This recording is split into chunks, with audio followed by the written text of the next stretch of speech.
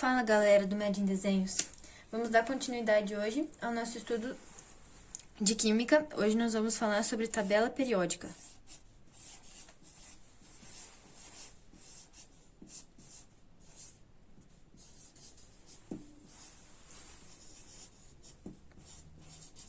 Vamos lá. Aqui nessa tabela periódica, a gente pode começar a classificar os elementos por grupos.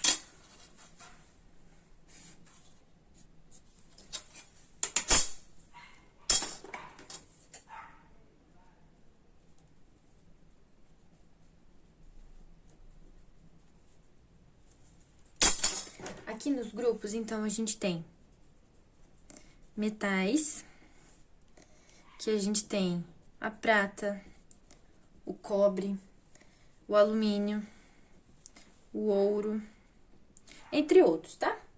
E aqui algumas características, eles possuem brilho, eles são bons condutores de calor e eletricidade,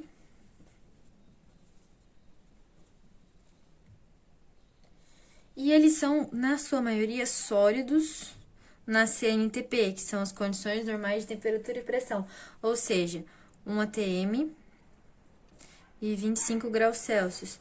Mas a gente tem uma exceção, que vocês já devem imaginar, que é o mercúrio, que ele vai ser líquido, né? Certo. Depois dos metais, a gente vai ter aqui os ametais. Esses ametais eu posso dar de exemplo: nitrogênio, oxigênio, carbono, enxofre, entre outros, tá? E aqui a gente pode dizer que eles não possuem brilho,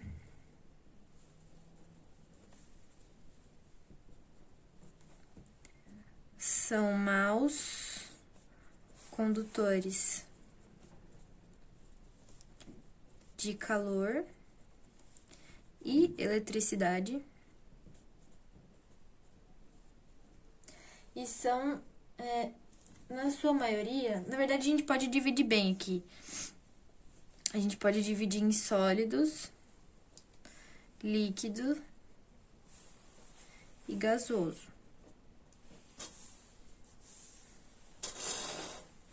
Beleza? E aqui, qual que a gente pode dar o exemplo? O boro, carbono, silício, beleza? E aqui de líquido a gente pode dar de exemplo o bromo. E de gasoso a gente tem o hidrogênio, o nitrogênio, o oxigênio, o flúor e o cloro. E a gente tem também os gases nobres. De exemplo, a gente tem o argônio, o criptônio, o hélio, o neônio e mais alguns. E eles têm inércia química,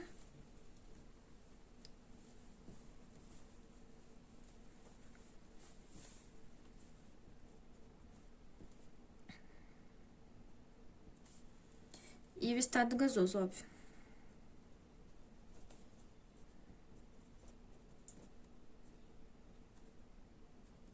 Certo? E depois a gente pode, além de classificar eles em grupos, a gente pode classificar em famílias.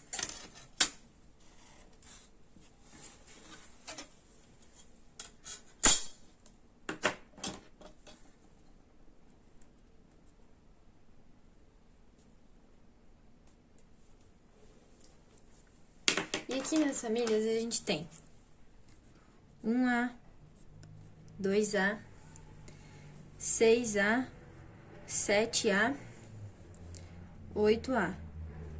Aí a gente tem 13, 14 e 15. Na família 1A, a gente tem os metais alcalinos,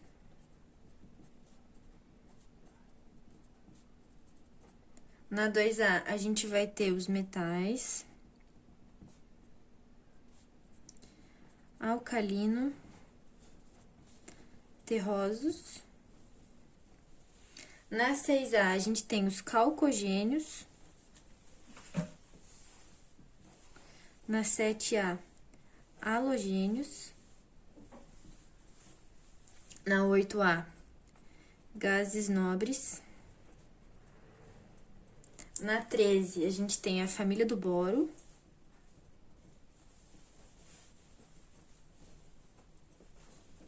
Na 14, a gente vai ter a família do carbono.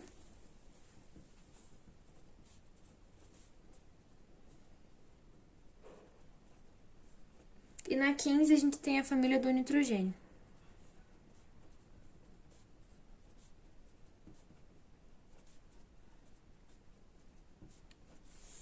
Certo? Para o próximo tópico, a gente vai ter os períodos.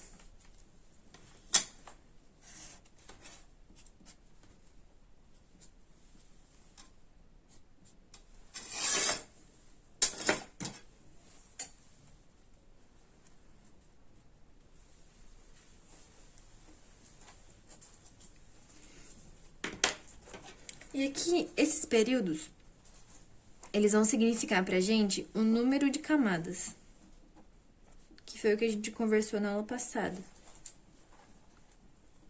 E nesse número de camadas, a gente tem o primeiro e segundo período sendo a camada S, do terceiro ao 12º, a gente tem a camada D, e do 13º ao 18º, a gente tem a camada B. Tá certo? S e P são representativos, são elementos representativos. D e F são de transição.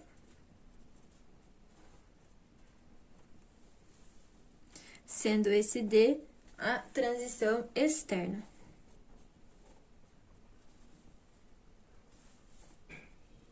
Beleza? Para o nosso último tópico, a gente tem as propriedades periódicas, e essas propriedades, elas são muito importantes, porque elas ajudam bastante a gente na hora de resolver as questões das provas.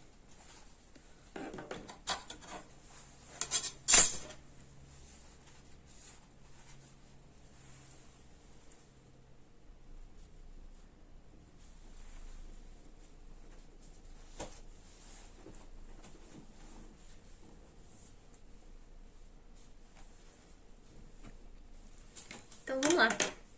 Para a primeira propriedade periódica, a gente vai ter o raio atômico.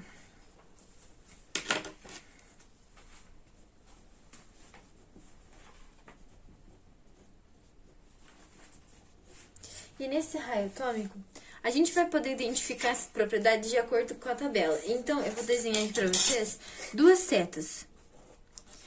Então, como que vocês vão poder analisar esse raio? É o elemento que vai estar mais para baixo e mais à esquerda da nossa tabela. Ou seja, o maior raio é do frâncio. Beleza? Aí aqui eu vou escrever para vocês, é um dos poucos que eu vou escrever coisas diferentes. Aqui a gente tem o átomo. Ele vai ter raio maior que o cátion. Então, o nosso elemento por si só, sem ser um cátion, ele tem um raio maior.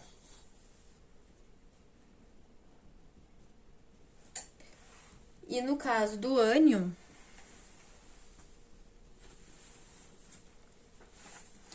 ele tem raio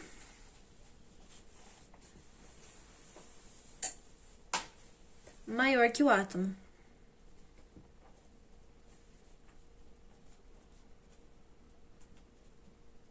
Beleza? A nossa próxima propriedade, deixa eu só fazer uma linhazinha aqui pra gente não misturar.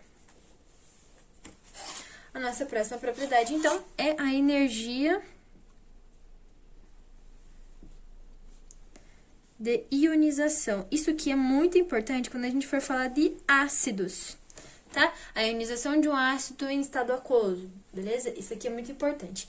Então, novamente, a gente vai desenhar algumas setas. Só que dessa vez é seta para cima e seta para o lado direito.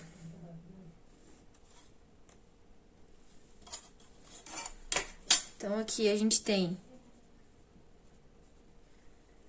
maior energia é o hélio. A maior energia de ionização é do hélio. E aqui, quanto maior o raio, menor a ionização. Aí tu vai falar pra mim, eu tenho que decorar a tabela periódica? Claro que não, pessoal. Quando vocês precisarem consultar a tabela periódica, ou eles vão te dar a tabela no final das provas, em apostilas, geralmente é no final do módulo de química, tá? Ou nas tuas provas, por exemplo, tu vai fazer uma prova e tu enxergou que lá não tem tabela periódica. Aí tu vai falar, nossa, não vou fazer a prova. Vai sim, porque vai ter lá na questãozinha, ele já vai te dar os dados, tá certo? Nosso próximo tópico. Afinidade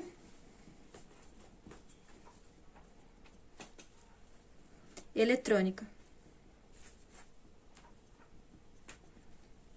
Aqui na afinidade eletrônica, a gente vai ter a mesma repetição da energia de ionização. Então, a setinha é a mesma. Gente, de macete pra vocês, o que eu posso dizer? Vocês precisam decorar duas. A do raio e da eletropositividade, que a gente vai falar por último. Por quê? São as únicas diferentes.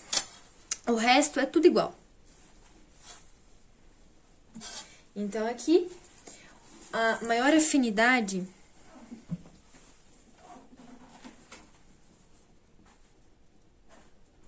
vai ser do flúor. Por quê? Um gás nobre, geralmente, ele não se liga com alguma coisa. Então, ele não tem que ter necessidade de afinidade com alguém, beleza? Certo. Então, quanto maior a afinidade, a gente vai ter menor o raio. E aqui, vale dizer, exclui gás nobre. Por isso que ele é nobre, gente, ele não se mistura, criança. Aí, praticamente no fim, quase terminando, a gente vai ter aqui a eletronegatividade.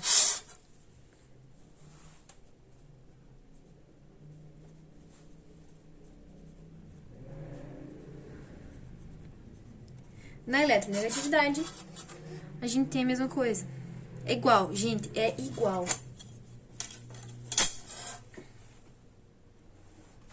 Enquanto eu vou escrevendo aqui, não se esqueçam, pessoal, de se inscrever no canal. Não se esqueçam de dar joinha no vídeo e também de ativar o sininho de notificação, beleza? Não se esqueça de passar no nosso Instagram, @medindesenhos, para vocês conferirem os posts super legais que a gente faz dos resumos de algumas dicas para vocês. A gente tem postado coisas bem legais no IGTV sobre algumas dicas de cronograma, de como você pode estudar já escrevi errado. Negatividade, a gente fica falando aqui e escreve errado. De como tu pode estudar pela Netflix ou pelo Instagram, certo? Vamos dar continuidade aqui. Então, como eu tava falando, que na afinidade eletrônica não entra gás nobre, porque ele não precisa ter afinidade com alguém, porque ele não vai se ligar a ninguém, é a mesma coisa na eletronegatividade. Então, tu não vai precisar analisar gás nobre. Tanto é que a maior eletronegatividade é a do flúor, que tá mais pra cima e mais à direita da nossa tabela. E por fim, como eu falei, a gente vai ter aqui a única coisa que é diferente juntando com o raio. Diferente eu falo na forma de tu analisar, né? Dentro da tabela, que é a eletropositividade.